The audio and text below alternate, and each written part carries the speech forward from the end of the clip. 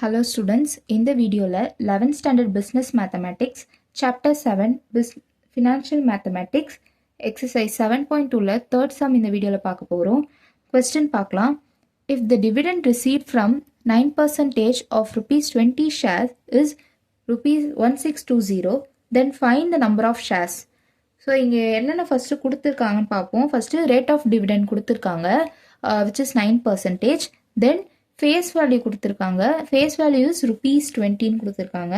Next வந்து annual income, அதாவது dividend ரிசீவ்டுன்றது annual income. So annual income எவ்வளோ ரிசீவ் பண்ணியிருக்காங்கன்றது கொடுத்துருக்காங்க, விச் இஸ் ₹1620 கொடுத்துருக்காங்க.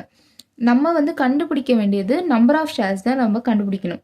ஸோ நம்ம ஃபஸ்ட்டு ஆனுவல் இன்கம்க்கான ஃபார்முலா பார்ப்போம். ஸோ ஆனுவல் இன்கம் வந்து is equal to number of shares into face value into rate of டிவிடெண்ட்டுன்னு தெரியும். நம்ம இப்போ கண்டுபிடிக்க வந்து number of shares. So number of shares எப்படி கண்டுபிடிக்கலன்னா, so dividend received or annual income divided by face value into rate of dividend.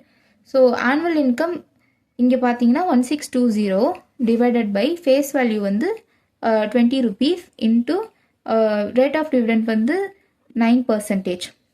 So 1620. So இது ரெண்டுத்தையும் நம்ம சால்வ் பண்ணோன்னா நமக்கு 1.8ன்னு கிடைக்கும். ஸோ இது ரெண்டுத்தையும் டிவைட் பண்ணால் நமக்கு 900 கிடைக்கும். So number of shares is equal to 900 shares. So அவ்வளோதான் இந்த சம். உங்களுக்கு ஏதாவது இந்த சம்மில் டவுட் இருந்ததுன்னா கண்டிப்பாக கமெண்ட் பாக்ஸில் கமெண்ட் பண்ணலாம்.